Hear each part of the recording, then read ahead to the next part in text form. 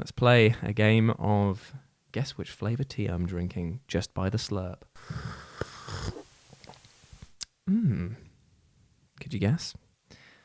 Lemon and ginger. Hello all of you little demons, Jules Gill here for WhatCulture.com, back again with another episode of the awesomely named and awfully hosted Choose Your Own Adventure, where I, Jules Gill, the crown jewels of WhatCulture.com, take a list chosen by you, yes you, the orc player, who is very worried about what Warhammer 40k 9th edition is going to do with all of those blast rules. Don't worry, pal, I'm right there with you. Yes, you get to decide what list I dole out to you each and every week. And this week we have... Oh my god, I've just remembered the name of this guy is spectacular. We have Emperor Karl Franz, ruler of the Empire, to thank for their suggestion of the greatest Warhammer games of all time.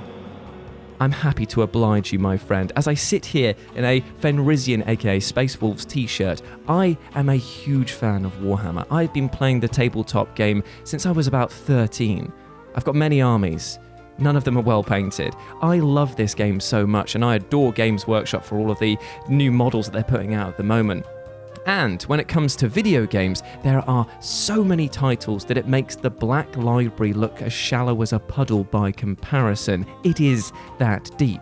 So of course, I am more than happy to oblige you by talking about the greatest Warhammer games, and say it with me, kids, of all time. Oh god, this is going to be a good one. But don't forget to pop your suggestions for next week's episode down in the comment section below and say hi to me in the live chat. But without any further ado, let's get on with what is sure to be a glorious list.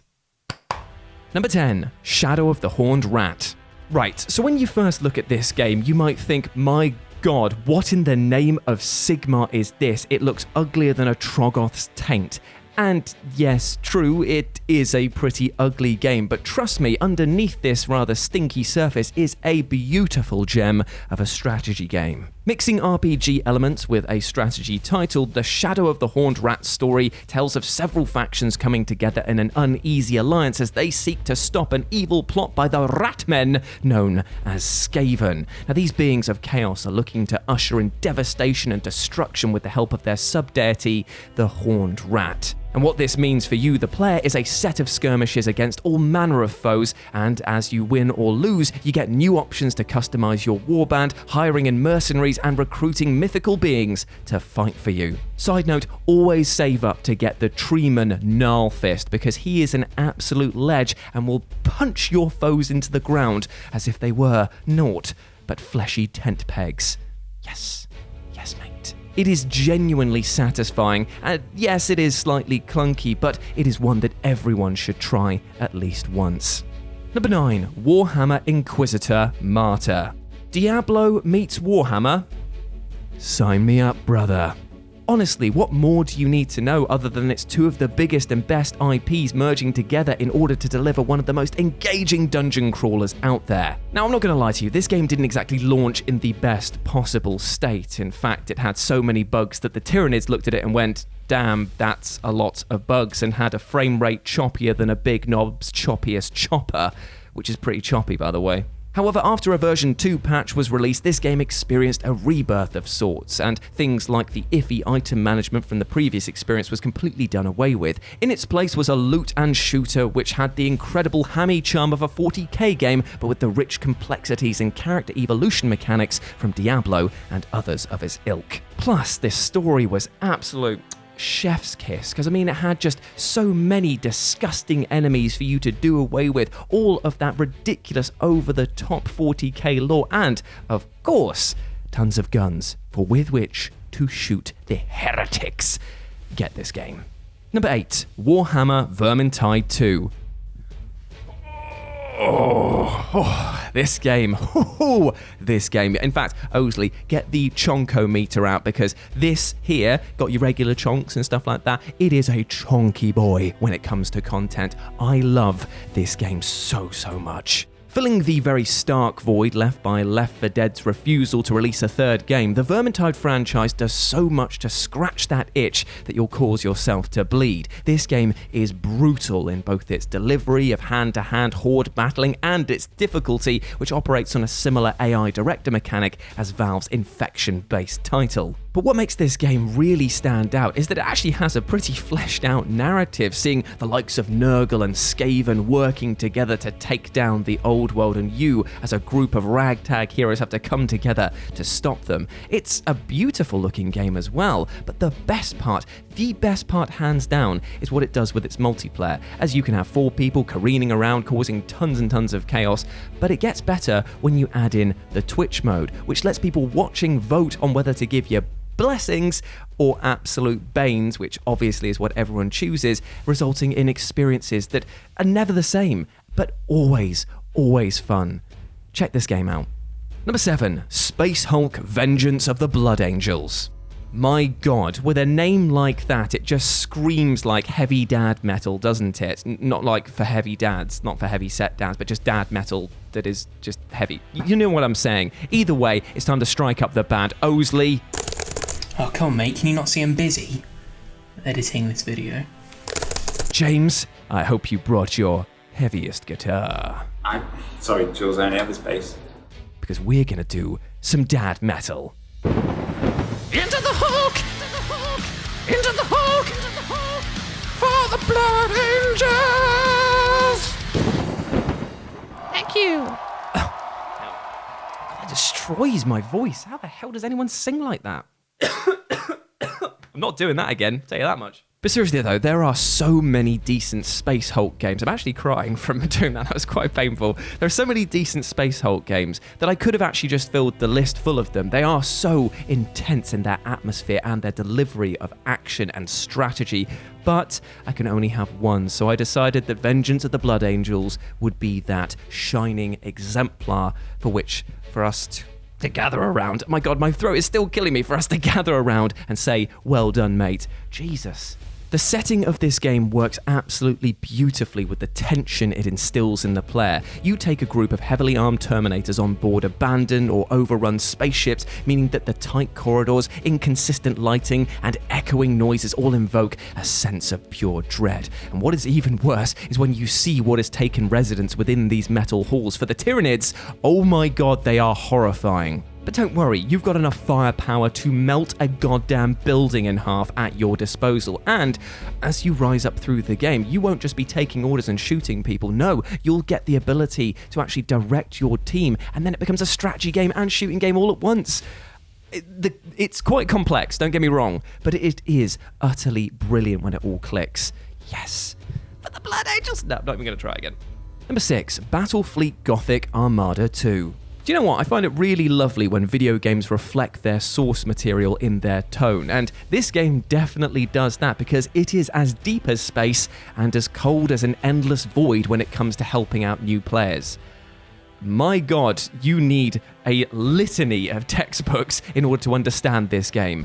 But if you can persevere, it is so rewarding. The Battlefleet series does not hold hands, and while that might be a massive turn-off to many, this does allow the game to go so deep into the minutiae of the lore building and how to manage your ships that it has garnered a cult following so devoted that the Inquisition themselves have ordered it to be purged. Combat is incredibly satisfying when you've mastered the controls, which will take a while, because you have to calculate range, balancing shielding and damage output, and of course, deploy all manner of nasty tricks on your opponents to sabotage their ships. Basically, if you like EVE Online, spreadsheets, and crushing depression, this is the game for you. Number 5, Warhammer Space Marine. To quote George Takei, oh my.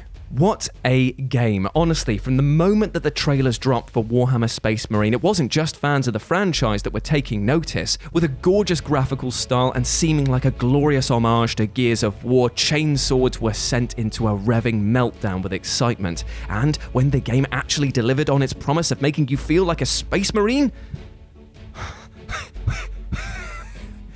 Emperor be praised. In fact, I take that back. This game was better than even the God King himself could make. This was truly the work, and you know where I'm going with this, of Slime Jesus. Thank you, Slime Jesus. Slime Jesus be praised. Slime Jesus be praised. He always rolls 6s for saves and attacks. Exploding hits in combat as well. I've just realised that this won't mean anything to Osley. He doesn't play this game at all. Whatever you want. I'm sorry, mate. This action blockbuster spectacle managed to deliver on that incredibly difficult balance of making you feel like a genetically enhanced super soldier while at the same time not allowing the gameplay itself to become stale. Don't get me wrong, the character you're playing as could break a bloody brick in half just by looking at it, but the fact that you're constantly attacked by hordes of orcs and chaos means that you are challenged at every step. That's good balancing right there. This is the perfect entry game for anyone interested in the franchise, as it has got everything. Gore, guns, and good God, that dialogue is so bloody cheesy that it belongs in a fromagerie. Number 4, Blood Bowl 2. This game does what all decent translations of board game properties need to do. It nails its core mechanics, which are identical to that of the tabletop version, while adding in a ton of visual flair to make everything feel as over the top as this setting implies. And Blood Bowl 2 addressed so much of the original's complaints, to the point now where the definitive edition, I just cannot recommend it enough. It is so good. You get tons of teams, tons of playstyle, and the online mode is beautifully balanced. It's incredibly tactical, and yes, you can have a tactic that is just trying to kill the other people's team. You won't win, but at the same time, that is an option. Why don't more sports games have this? I would pick up Madden if I could go mad on the other team. But no. Oh, go wear loads of shoulder pads. Number 3, Total Warhammer 2. With nearly every other aspect of war known to man covered by their other Total War games, Creative Assembly turned to a pretty odd source to many. They went to Games Workshop and said, Hey pal, you fancy making a Warhammer game? And they said, You're goddamn right I do. And so we got Total Warhammer. And Total Warhammer 2.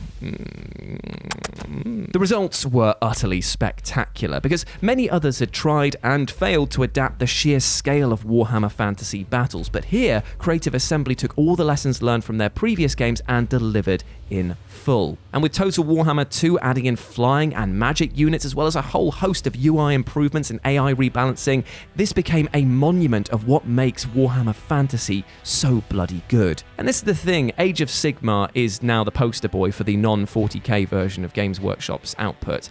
And a lot of people miss the fantasy version. I know that there's a old world thing that's coming out further down the line, but it's nowhere near completion yet. So this proves to be a sort of like love letter to that time. So you just go like, put down the guns and pick up the banners and the pikes and the swords. I'm running out of arms. And the drums. Beat that drum, boy. Warhammer Fantasy was great. Number 2, Warhammer 40,000 Mechanicus. This is a game that mixes my love of XCOM, right, with my love of Warhammer. Get it in my veins. Get it in my veins. What Mechanicus does so well is evolve the formula of this genre. Not content just to offer outstanding and tense gameplay, Mechanicus offers a surprisingly rewarding RPG element as well, which sees the player having to make choices as they progress through the missions. And these scenarios can reward the player with rare materials or even damage members of your team, meaning that the final battle at the end of each mission is made all the more difficult. This means that this game has a ton of replayability and customization, to the point where your team when you start out versus the team that you will end the game with, they don't even look the same. It's, there's so many mecha tendrils. I'm literally drooling. There's so many mecha tendrils. And the Necrons that you face are emblematic of the cold and calculating race that they are meant to be, because they will punish every mistake you make, attacking exposed members of your group or scattering tightly packed comrades with explosives. It is an utter joy from start to finish. And number 1, Dawn of War 2. You can't really have a greatest Warhammer games, and say it with me kids for old time's sake, of all time, and not have something from the Dawn of War series. But as I'm trying to just keep it as one game per sub-franchise, I have to pick Dawn of War 2. Because quite possibly, it's not just one of the best RTS games to carry the Warhammer license, but one of the best RTS games, period. And what makes it so impressive is that the Dawn of War series ditches the traditional base building that other titles of the genre rely heavily on, and instead makes it all about the actual units. Each unit has backstories and characters, meaning that these mobile resources of power become one that you care about. And as you upgrade each unit to specialize in different things, you'll form an army that reflects your playstyle. And it makes it all the worse when you get squad wiped. So long, brother. Having the ability to create a fully customizable army in a game is just, it's bliss, and everything about it looks so good. This game came out in 2009 and still looks good today. Dawn of War 3 didn't do that much for me in the fan base. There was too long of a wait and not really much had improved. Dawn of War 2 is where it's at, and therefore I am very happy to give it the greatest Warhammer game, won't do of all time in the big echoey voice again because I'm deadly serious, of all time award, which looks like this. Should make him more work for Osley now.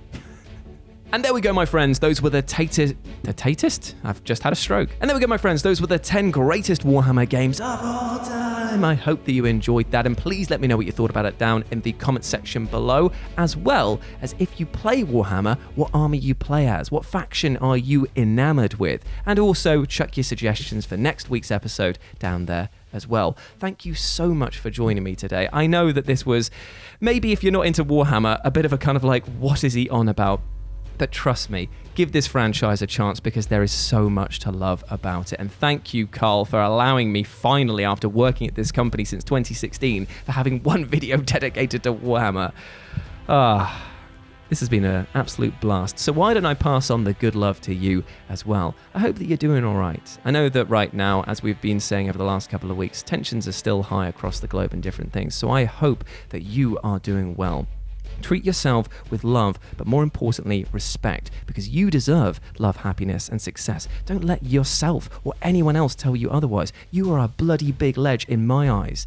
But I understand that with everything going on, it can be a struggle. So look for those support networks. Turn to your friends, family, and professionals in the support industry, because these people care about you and want you to do well. You are not alone, especially if you play Warhammer 40,000, because despite wanting to kill everyone at every given opportunity, it's a game that really does build some pretty strong bonds. Hope that helped. And if you want to chat to me further about anything else to do with Warhammer or anything else, you can go follow me at RetroDre with a 0 over on Twitter. But please, also if you like Warhammer, go to Live and Let's Dice, because I'm doing a full Fallout New Vegas 40k modded version, and it is utter insanity. I do it every Wednesday from 4 to 6 p.m. Yeah, I was going to say BM. Bowel movement, yeah. Well, it does get pretty bowel crunchingly stressful in some points. 4 to 6 p.m. BST, that's what I meant to say, every Wednesday. Hope that you enjoyed this, and I'll see you next week. Bye.